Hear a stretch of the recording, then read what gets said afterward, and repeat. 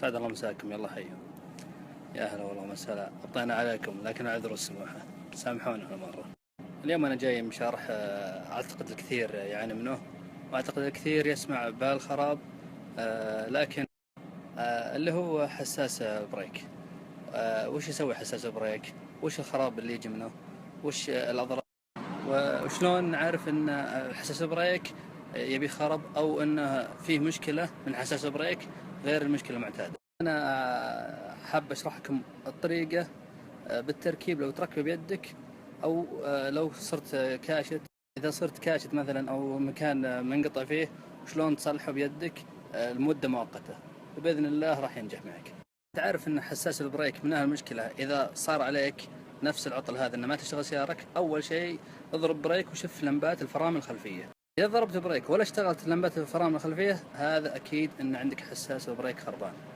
أيضا طريقة ثانية تقدر تكتشف الخراب، أنك إذا ضربت بريك لمبة دعسة الفرامل اللي تظهر بالطبلون ما تطفي.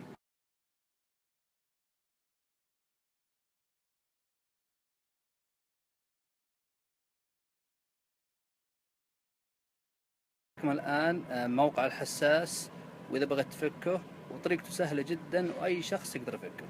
بس تحصلونه فوق البريك مباشرة هنا.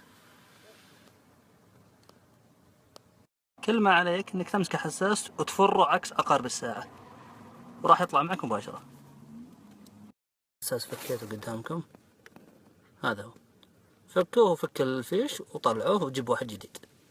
اما بالنسبة للي طالع مكان وبعيد عنها القطع الغيار، يفكه ويطقه بس شيء بسيط ويرجع بإذن الله يشتغل.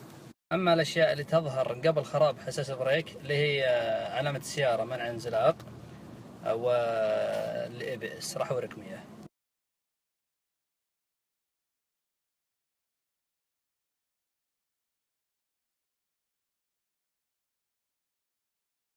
إن شاء الله أني أفدتكم المعلومة، وأعتذر عن انقطاعي السابق بظروف خارجة عن الإرادة. الله يعطيكم العافية، وإن شاء الله نجيكم شرح أكثر وأوفى.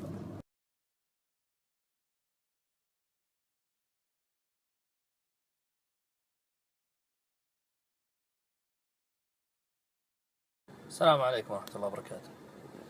فيه بعض الأخوان شروا الحساس ب50 ريال.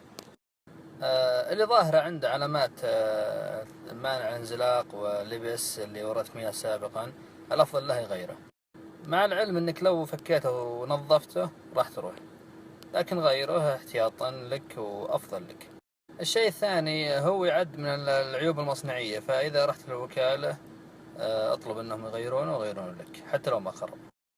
والأمر الأخير خلك شاريه حطه بالدرج، لا تفك الأول، خله معك بالدرج بس احتياط، أفضل لك.